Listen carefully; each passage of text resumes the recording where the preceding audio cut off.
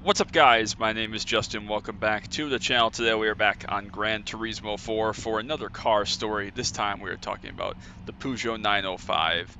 A lot of people don't know that there were actually three versions of this car, but since this is a Le Mans winner, I know that this car won Le Mans after they put the chicanes in, but just for fun, because it's such a weapon, we're going to drive a no chicanes version of Le Sarthe. So let's get to it, and then we'll start talking about why this car is special. Look at the wing. See if I remember how to drive Le Mans. It's been a while since I've driven on a console game, but let's get to it. Anyways, so this should be quite a brisk lap or two. This car, of course, did not have sequential transmissions, being developed in the late 80s, raced in the early 90s. A little bit different version of Le Mans than we know today. But anyways, this car actually was started development, like I said, in the late 80s.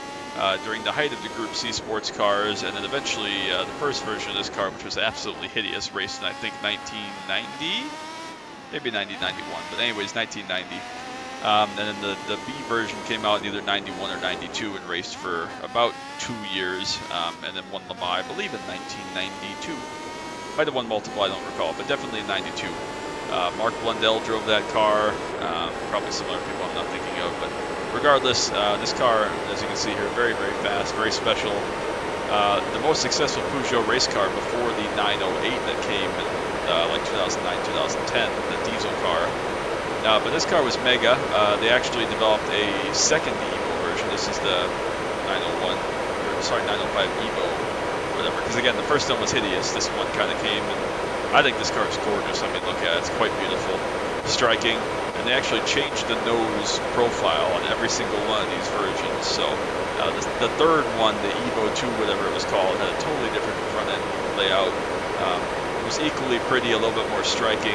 Again, the first version was just hideous. It looked like someone lit a dumpster on fire, literally. But this car, I think, is quite beautiful, quite special. It's gorgeous, sounds incredible. And obviously a top-level Le Mans winning prototype is always a special thing. So regardless, unfortunately didn't have a long life, but it was very successful. It entered like 16 or 20 races or whatever and won more than half of them, if I recall correctly. So yeah, very successful on the World Sports Car stage right before the end of Group C sports cars in the early 90s. I think 92 was last year, the World Sports Car Championship.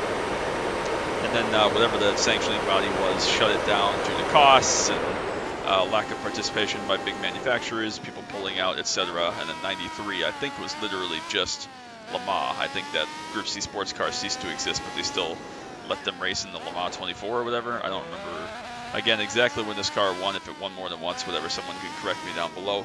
But definitely as a proper stick car and a very, very fast, very beautiful Le Mans prototype, it's definitely an interesting car. And again, appears in quite a few racing games. Besides this one, of course. So very, very cool car, very fun car, very fast car, very beautiful car to look at, of course. So if you ever see this, I don't know if they have like a sort of traveling like Le Mans winners kind of gallery or something of that type. But a lot of people would not guess that a car like this, that was such a dominant car for an era, was made by Peugeot, because obviously Peugeot is known for French commuter cars and kind of boring cars, but this is quite an interesting one, quite a cool one, and a very special one. And of course, other than the 908, one of the very few successful Peugeot-like purpose-built race cars. So very, very fast lap. Again, don't know how much to scale this track is. Obviously, we don't have the chicanes to slow us down, but 312 seems like a pretty good lap. So we will go ahead. We will do another lap here just to see if we can better that lap time just a little bit. And overdrive the shit out of the first chicane, as per standard. But we got out of there okay. Again, we lost time. Obviously, we're not going to pick up that much time over the course of a lap, I don't think so. Just kind of a cider lap, an enjoyment lap, and similar to the kind of intro to this, it raced a similar time frame to the 787B from Mazda. Of course, that was a rotary-powered car. But again, this is one of those cars that if you enjoy classic Formula racing, you love the kind of late 80s period when they raced on the Le Sarthe circuit, down the Mulsanne straight without the chicanes. This is around that era, of course, Group C, World Sports Cars. We'll have some other cars that feature from this era later on in later car story videos. Again, that I have more personal ties to, but we're starting out slow, so this one, again, I don't have a huge personal tie to other than that. I think it's gorgeous, it's incredible, it's a very successful car, a beautiful car, and it appears in a lot of racing games. But other than that, I don't have a huge personal tie to this car. But that's okay. It's always a good excuse to drive a very special race car like this. So we'll complete these last half a lap or so once we get to the end of the Mulsanne straight here, and I'll go chasing after my Ghost. And I'll just let you listen to this beautiful race car in action for last half a lap through Indianapolis and the Porsche curves, and the Ford chicanes, and then we'll wrap this one up. So I hope you all have a wonderful day. I appreciate you all so much. Make sure you drop that like, sub down below. Don't want you to miss anything else as far as car stories from Gran Turismo 4.